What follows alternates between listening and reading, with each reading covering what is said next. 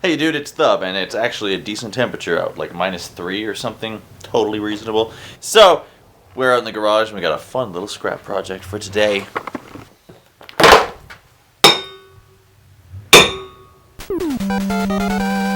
So my buddy Chris hooked me up with these bad boys. There's 54 of them here, so close to a perfect little stack. A little disappointed there, but not disappointed at all, really. Look at these things. These are aluminum cylinders, and that is a stack of money. But, although I have every intention of making this a fun and quick little video, these things are not just a straight shot into the scrapyard, or, well, they could be, but I'm interested to find out in advance how to make the most money on them. Because these things, you see this seam here? So these are not pure aluminum. They're aluminum all the way down, but these are air canisters for firefighters and other people who are going into smoky or compromised environments and need fresh air packs on their back. And the technology is always working towards making them lighter and easier to carry to reduce fatigue or whatever. So they're not pure aluminum anymore. These days they use largely carbon fiber, but these ones from a couple years ago have a fiberglass wrap all the way around it. That's what the seam is. That's where the fiberglass is. So that means we get to play with the power tools. Yes. But of course, when you're having this much fun, you can't just go at it with no regard for personal safety. So we got gloves, we got safety glasses, but also I picked up some cheap disposable coveralls because fiberglass is a mess, and not only do you not want that stuff on your clothes, but if you go and wash your clothes, it's going to get all through your dryer, and then it's going to be on all of your clothes.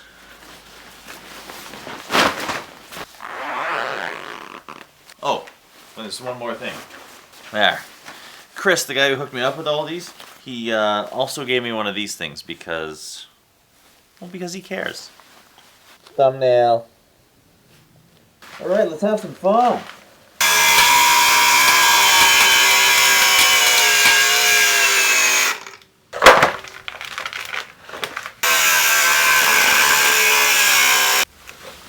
It started splitting pretty easily, so I don't think this will be that difficult or time consuming. I'm just excited to use my next little buddy, the man hammer. You can tell it's a man hammer because of the ball and the peen.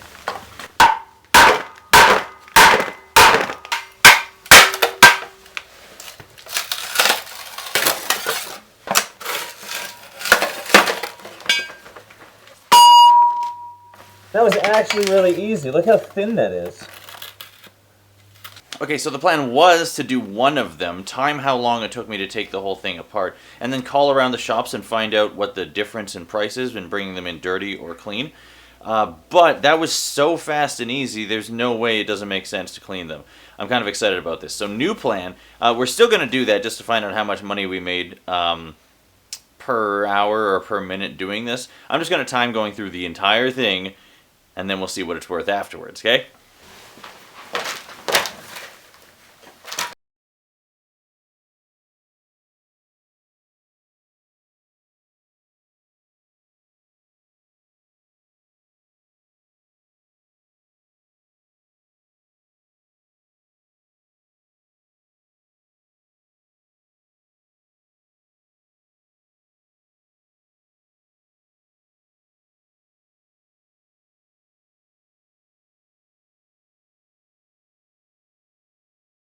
Hey, it's the next day, and it's cold again. So I got through this many. That's about 5, 10. I did 17 in an hour.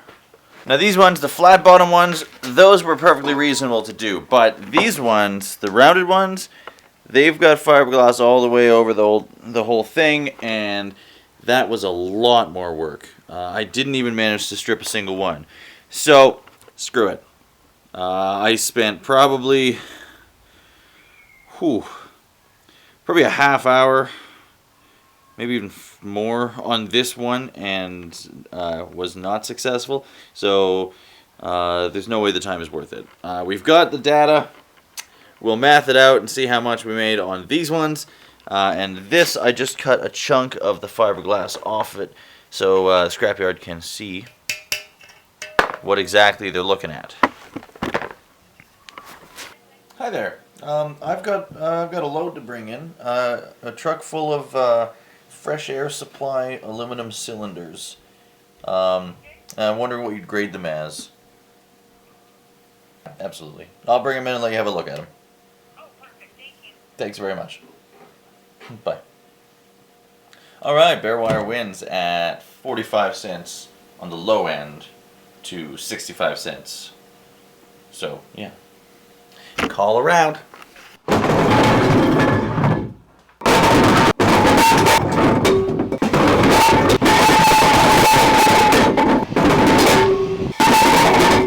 Okie dokie, all loaded up, and I threw on some extra batteries and rims because the place we're going, bare wire.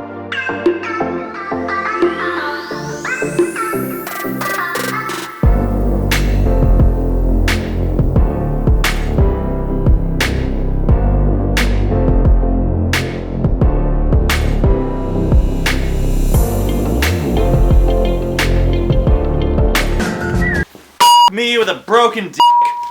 They can't legally accept them unless they're cut in half. So now I'm back at the house. It's 2 o'clock. They close at 5. He thinks I'm being optimistic. I told him I'll see you later. So it's go time. This camera's only going to be on until it automatically shuts off and the battery dies. So I have a job to do. We're still moving forward. Just for fun, I'm also going to try this. That's taken forever, and also these blades are a lot more expensive than cutting wheels, so no.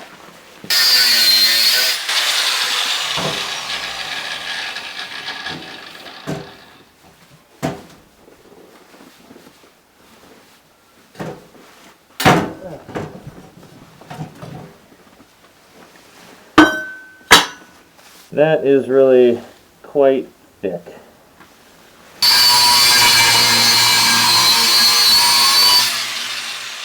So far, one cutting wheel has gotten me through 2 cylinders. Okay, job done. That took me 2 hours. There's 2 in the truck right now, so that was 17 plus one of the fiberglass ones took 2 hours. Okay, so the battery died back there, but I decided to just run with it because I really wanted to get that stuff in before they closed at 5, and I managed to do that. So, let's do the math. Was it worth it? Let's start with the question that I actually wanted to answer in the first place, whether it was worth the time removing the fiberglass from all. So what I brought in today were 18 cylinders, all of the flat bottom ones, and one of those was the full fiberglass round bottom, just because I wanted to see what the price was, and yada yada, get my data. I ended up with 156 pounds of clean aluminum. I haven't actually got a receipt, so I don't know what they called it. But that was at 65 cents a pound, so $101.40. Really not that bad for the hours and whatever. But but then I weighed the fiberglass that came off of it, and I removed 17 pounds, so almost a pound for each cylinder. Well, no, it was a pound for each cylinder, because I wanted.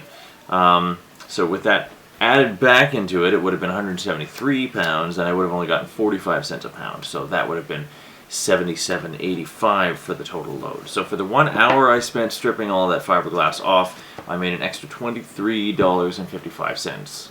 Worth it? Yeah. Yeah, that seems fair. As far as the job overall, I found that really frustrating.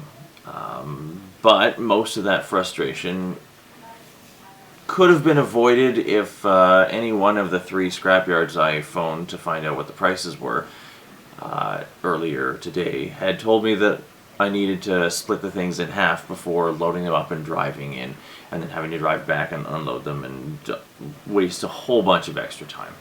Now, after finding all that out, I went back home, and it took me 2 hours to cut the 18 cylinders in half.